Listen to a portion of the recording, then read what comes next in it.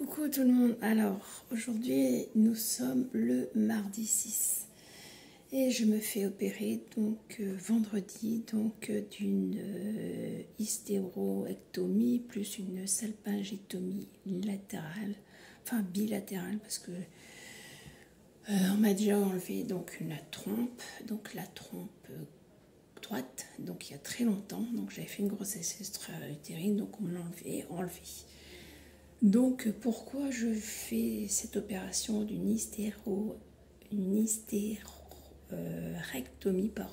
rectomie, je vous mettrai en dessous, totale exactement, donc l'utérus, le col de l'utérus et puis une ablation d'une trompe et peut-être d'un ovaire parce que apparemment au niveau de l'IRM, l'utérus est collé aussi à... parce qu'il a tellement gonflé, donc il fait 17 cm, donc assez gros. Donc apparemment il colle au niveau d'un ovaire et au-dessus de l'intestin, enfin derrière l'intestin. Donc on ne sait pas comment ça va se passer. Alors comment ça se fait que je me fais opérer et pourquoi exactement? Alors je vais vous expliquer en deux cas pourquoi exactement je me fais opérer. Restez et on revient.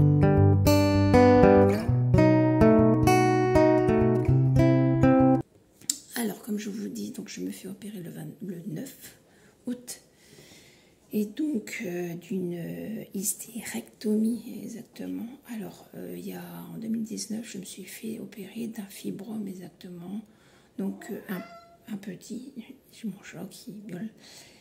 Et donc pourquoi je me suis fait opérer? Parce que si je me rappelle bien, j'avais des douleurs et j'avais des saignements à répétition. Et je saignais. Voilà. Donc j'étais voir le gynéco, il a conclu qu'il fallait que je me fasse opérer. Donc il avait enlevé donc un fibrome et un kyste et il a fait un curetage. Tout s'est très bien passé. Après il y a eu le Covid. Donc voilà, c'est passé. Et l'année dernière, donc en mois de mars, avril exactement, pendant un rapport, j'ai eu un saignement, mais vraiment un saignement. Parce que faut bien dire aussi que en 2019, quand j'ai eu mon opération donc, du fibrome, comme par hasard, je ne sais pas si c'est dû à ça, mes règles sont stoppées et je les ai eues, on va dire, tous les 6 mois en fin de compte. Et après, quand j'ai eu 50 ans, donc là j'ai 53 ans, quand j'ai eu 50 ans exactement, ça s'est arrêté complètement. Donc après j'ai fait des prises de sang, on a vu que j'étais dans la préménopause et puis maintenant je suis ménopausée donc depuis plus d'1 an. Donc voilà, donc j'ai eu bien sûr les bouffées de chaleur pendant 2 ans, un truc de dingue, ça vous prend par le dos et ça vous monte dans la tête à suer comme une grosse goutte et non comme une grosse nouille. Donc jour et nuit, alors, le pire, j'ai tout essayé, j'ai essayé les plantes, à part bien sûr la pilule, et ça je devais voir donc de retour en gynéco, enfin bon bref.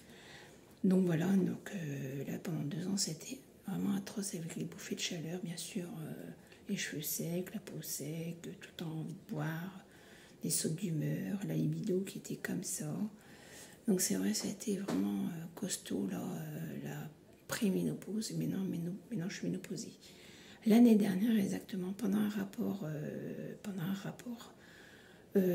j'ai eu des saignements, mais je croyais, peut-être il y a eu une poche de sang, et puis peut-être des règles, enfin, je pensais pas, mais bon. Et donc, on va faire donc les courses, parce que mon fils, donc, il avait eu donc, 11 ans, donc, parce qu'il a 12 ans cette année. Donc, pour son anniversaire, on est parti donc sur Quimper, j'habite en Bretagne, donc sur Quimper pour faire son anniversaire, pour dépenser donc ses sous, voilà, enfin lui, pas moi, lui. Et donc dans la voiture, je dis purée, il y a un problème, donc je me lève et là mon mari me dit je crois que tu as sali le siège de la voiture. J'étais trempée, mais trempé au niveau du sang. J'en avais partout. Il avait traversé ma serviette hygiénique, la culotte, le pantalon, enfin tout. Donc qu'est-ce que je fais? Je vais au Leclerc, le plus rapide. Qu'est-ce que je prends? Je prends une culotte, des serviettes et un pantalon de retour. Bon, mon fils ne trouve pas ce qu'il veut, donc je me change aussi dans les toilettes du centre Leclerc. Je vais en vitesse les voir donc à Espace Culturel qui se trouve juste à côté. Pour les Quimpérois, ils connaissent qu'est-ce que c'est. Et puis d'un seul coup, là, il y a un gros problème. Je suis de retour trempée au niveau du sang. Donc en fin de compte, je faisais une hémorragie. Donc je dis bon, on verra. Le dimanche passe, c'était pareil. Vraiment, j'étais fatiguée, plein de sang partout. Et le mardi, je vais voir mon médecin et là, il me dit il faut que tu consultes le chirurgien, enfin le gynéco. Mais bon, les rendez-vous se font pas comme ça, donc qu'est-ce qu'on fait exactement? Je laisse les mois passer parce que justement, je travaille, j'ai pas le temps, enfin bon, bref. Et là, de retour, donc je vais voir mon médecin traitant et elle me dit, t'as été voir le gynéco? Je dis non, j'ai pas été. Donc elle me dit, on va faire une écho. Et puis là, elle me dit, Karine, elle me dit, il faut aller voir un gynéco en urgence, donc j'appelle. Donc elle appelle le gynéco, donc ça c'était l'année dernière. Et puis donc elle lui dit, elle explique, j'ai eu un rendez-vous le lendemain, même pas un mois et demi, 2 mois après, je me fais opérer. Donc il enlève exactement 2 fibromes, un kyste, et il fait un curetage parce que j'avais le comment on appelle ça, l'endomètre assez épais, vraiment très épais, qui avait couvert toute la moitié de l'utérus. Donc, qu'est-ce qu'il fait au mois de septembre, donc l'année dernière, il m'opère. Donc tout se passe bien, impeccable, genre la journée, je ressors le soir, impeccable. Donc il me dit, j'ai enlevé tout, il n'y a pas de problème. Bon, ok.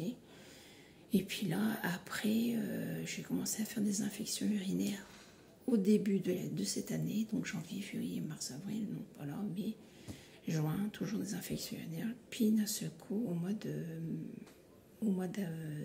mai, je me fais opérer donc de l'épaule, donc pour une capsulite de l'épaule, donc avec un chirurgien aussi de Quimper. Et puis je dis purée, c'est pas normal, j'ai mal au bas du ventre et je suis toujours constipée. Je dis c'est bizarre, mais est-ce que c'est l'anxiété, est-ce que c'est la fatigue? Je ne savais pas, donc j'ai pris bien sûr des des trucs des produits pour aller aux toilettes et tout ça, donc rien, constipée, fatiguée. La libido, vraiment, là, au plus bas, des pâquerettes, mais vraiment des douleurs, mais comme si vous accouchez, en fin de compte. C'est vraiment, vous savez, vous avez une pesanteur au niveau du bassin, j'ai mal au dos, comme là, c'est pour ça que je me tiens debout, je ne m'assois pas. Mal de dos, mais vraiment pas bien du tout. Vraiment, je dis, c'est pas possible. Et c'était que l'après-midi, j'ai ces douleurs. Je n'ai pas du tout le matin. Mais j'ai tout le temps à partir donc de l'après-midi, donc vers 2h30, 3h. Et j'ai tout le temps ces douleurs-là, mais vraiment pas bien du tout. Et donc je dis, bon, peut-être c'est à cause de mon opération. Mon opération se passe. Et les douleurs sont toujours pareilles. Oui, ma féfie. Et donc les douleurs sont toujours là. Je dis, c'est pas normal. Dans ma tête, au fond de soi, je sais pas comment dire ça, mais au fond de soi, je savais qu'il se passe quelque chose. Enfin, je savais. Et je dis, c'est pas normal que c'est soit mon infection urinaire, c'est soit je suis en train de faire un truc dans les intestins, comme une hernie, un truc comme ça, comme un calcul. Donc j'explique à mon mari me dit non, les calculs, la douleur est tout le temps haute. Enfin bon, bref, je dis, c'est pas normal, je dis. Au fond de moi, je sentais qu'il y a quelque chose, je savais. Puis donc, je prends rendez-vous donc, chez mon médecin traitant qui est aussi gynécologue plutôt. Et donc, je lui explique, avant, bien sûr, ce rendez-vous-là, je prends le rendez-vous chez le gynéco, généraliste, mais gynéco. Malheureusement, c'était pas mon médecin, c'était une remplaçante. Elle me dit, madame Intel, je vais faire votre frottis parce qu'il faut faire, parce que depuis plusieurs années, mon frottis, depuis plusieurs années, mon frottis était pas bon et il fallait que je le fasse tous les 6 mois. Et là, mon gynécologue m'avait dit donc de refaire donc au bout de 6 mois. C'est ce que j'ai fait, mais avec l'opération, je n'ai pas pu. Enfin bon, bref, donc là, au mois d'août, au mois de fin juillet, fin juin, au mois de juin, je vais faire mon échographie, mon frottis. Et puis je lui dis, ben voilà, j'ai aussi d'autres douleurs. J'ai une douleur au niveau du bas du ventre. Et c'est là, et je lui montre exactement. Donc, je lui dis, voilà, je baisse. Et je lui dis, j'ai mal ici. Donc, vous voyez, j'ai une bosse. On le voit ici. Donc, je lui dis, bah, c'est pas normal en fin de compte. Donc, elle me regarde. Elle me fait toucher, donc elle me dit oui, je sens il y a quelque chose, une résistance, c'est bizarre. Et donc elle me fait un toucher rectal, elle me dit oui, il y a aussi quelque chose, elle me dit mais là moi je peux pas faire l'échographie, je sais pas faire en fin de compte, enfin elle m'a pas dit ça, mais bon, elle me dit je sais pas. Voilà. Donc comme les rendez-vous, il faut les prendre presque 3 semaines, un mois avant. Donc, qu'est-ce que je fais? Je prends rendez-vous donc avec mon gynéco, mon médecin gynéco. Et là, mon médecin gynéco, je vais la voir. Donc, il y a 3 semaines de ça. Oui, il y a 3 semaines de ça. Et donc, elle me dit, Karine, assis-toi. Je lui explique pourquoi exactement. Comme par hasard, j'ai été interviewée avec France 5, les maisons de la santé. Donc de France 5, donc je vous dirai quand exactement ça passe, donc ça me fait rire, oui, non. Mais la dame, elle me dit, je ne vous souhaite pas qu'il se passe quelque chose, mais bon, s'il se passe quelque chose, je vous dirai, vous me direz au téléphone, bref. Donc qu'est-ce que je fais? Donc je dis à mon médecin, donc voilà, j'ai des douleurs, mais je ne sais pas si c'est mon infection urinaire, si c'est les intestins, ou si c'est au niveau, donc... de ma pâquerette, bref, vous avez compris. Et puis donc elle me dit, je vais voir, allonge-toi Karine, tout ça, je m'allonge, et puis là elle passe l'échographie, parce qu'elle est apte à faire ça, donc elle me dit on se revient. Et là qu'est-ce qu'elle fait? Elle pose donc où il y a la douleur, et puis là elle me dit, Karine, je te dis tout de suite, il faut te faire opérer en urgence. Je dis, ah bon, mince alors. Donc elle me dit qu'il y a une masse au niveau de elle me dit comme ça. Elle me dit, voilà, il y a une masse au niveau de ton utérus. Il faut que j'appelle le gynéco en urgence. Bon, d'accord. Donc il était déjà tard.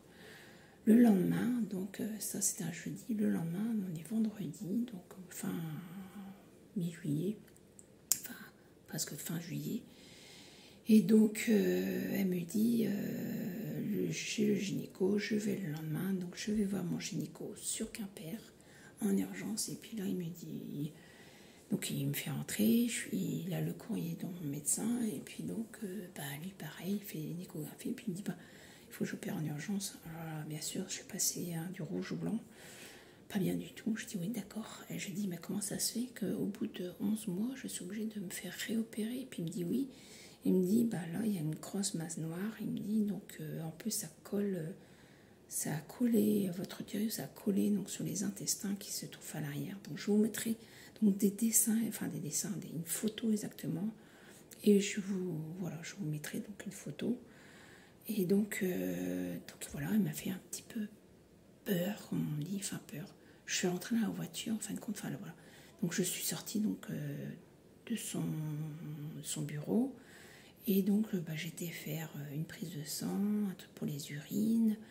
J'ai eu un rendez-vous chez faire les RIM. Donc, cet endroit-là, justement, ça se passe à la nouvelle polyclinique donc, de Quimper. Je pense que les Quimperois savent de qui je parle. Et donc, le lundi, donc, je vais faire mon IRM. Et donc, je passe. Donc, j'ai eu une perfusion pour voir avec je pense, un produit, je passe à base d'iode peut-être, je sais pas du tout, pour voir, donc très agréable l'IRM, vraiment, j'ai jamais vu ça. Si, j'ai déjà passé, hein, mais là, exactement, sur Quimper, si vous passez dans le tunnel, elle vous passe donc des lunettes et un casque, et dans ces lunettes, exactement, vous voyez un écran à l'arrière. Et là, c'est justement, vous voyez des poissons, c'est pour vous détendre exactement. Mais vraiment, c'est agréable, très gentil, j'ai rien à dire. Donc voilà, les résultats tombent exactement. Donc je manque de fer au niveau du sang, j'ai toujours une infection urinaire. Et donc le lendemain, donc le mardi, donc le médecin me prescrit donc des antidouleurs. Donc il me dit prends du Spasson. Je dis ouais mais je suis à 6 par jour déjà. Donc il me dit ah bah non on peut pas donner plus. Bah, non. Donc il me donne des médicaments, mais il me dit donc de prendre ça, tous les 3 jours. Parce qu'autrement ça dérègle tout ce qui est l'appareil l'appareil digestif en fin de compte. Alors donc je lui explique que je suis aussi constipée. Donc il me dit que c'est normal parce que justement mon utérus il a pris énormément de volume. Alors déjà entre le jeudi qu'elle m'avait pris l'échographie, mon médecin généraliste, et lui déjà ça avait déjà grandi déjà. Enfin pas grandi beaucoup mais ça avait déjà grandi. Donc il me dit vraiment je suis obligée de faire avant mes vacances. Donc là ils partent. Il part vendredi soir en vacances, donc il me dit donc on va faire tout ça. Donc je vous mettrai donc la photo là, enfin bref, je vous mettrai donc une photo du scanner où vous verrez bien donc la vessie et puis vous verrez bien donc la boule qui sera là. J'espère que j'arriverai bien à jongler donc la boule qui sera ici. Et donc voilà, donc là il me dit donc Madame Intel, il me dit je suis obligée donc d'opérer assez vite. Il me dit, et là, donc on fera donc une hystérectomie totale, donc le col de l'utérus, donc comme ça, j'ai plus besoin de passer, donc faire le frottis maintenant. Parce que quand vous enlevez le col de l'utérus, vous faites plus après de toute façon de frottis parce que le col est enlevé, parce que c'est le col qui est justement affecté souvent. Donc on m'enlève tout, sauf les ovaires, sauf à part une, comme il m'a dit, on verra, parce qu'entre ce qu'il voit à l'IRM et ce qu'il voit en vrai, souvent des fois c'est différent. Donc voilà, donc il me dit je vais faire ça, je vais enlever ton parce que c'est en fin de compte la douleur elle est vraiment que d'un côté en fin de compte, à part ça irradie bien dans le dos, dans les reins, enfin dans les reins, c'est pas dans les reins mais c'est en bas de la colonne et ça va tout en bas en fin de compte, c'est comme si je lui accouchais en fin de compte, c'est les mêmes douleurs que j'ai. Donc voilà, donc maintenant vous allez me suivre avec ce parcours pendant un petit moment, donc quand vous rentrez pour ça, donc il faut faire aussi des prises de sang. Vous êtes obligé aussi de vous refaire aussi une carte du groupe sanguin au cas où il vous arrive à faire une hémorragie pendant l'opération. Vous devez aussi porter des bas de contention. Donc moi j'ai exactement hop, je vous emmènerai moi. Donc des bas, hop, que vous emmenez et plein. Voilà. Donc ça c'est les bas, ils sont très bien, c'est une marque là, j'adore. Donc c'est ma 3e paire, mais j'aime beaucoup cette paire là. Donc voilà, et puis il m'a dit aussi, en principe je sors le soir, ça je trouve ça bizarre parce que bien sûr on lit tout ce qui se passe sur internet. Mais lui, donc il m'a dit, suivant comment ça se passe, soit je reste à la polyclinique, ou soit je rentre le soir mais avec une surveillance, ou peut-être je vais sortir avec un drain et comment on fait ça, et une poche à urine, enfin une sonde urinaire, voilà. Donc on verra bien. En plus j'ai des injections à faire comment on appelle ça, dans les jambes ou dans le ventre, peu importe, pour la coagulation, plus tous les je crois que c'est 2 fois par semaine, je crois qu'on doit faire aussi donc des prises de sang pour savoir comment ça se commencer la coagulation. Donc voilà, donc sur ce, vous allez suivre donc mon péripétie, enfin bon bref, hein, vous m'avez compris. Voilà, savoir mes douleurs, comment ça s'est passé pour moi aussi. Ça sera bien donc de laisser une trace exactement, parce que j'ai cherché beaucoup exactement sur internet et on ne voit pas de ce que les gens ressentent. Donc voilà, donc vous allez me suivre et puis je vous dis ça dans vendredi. Voilà, salut!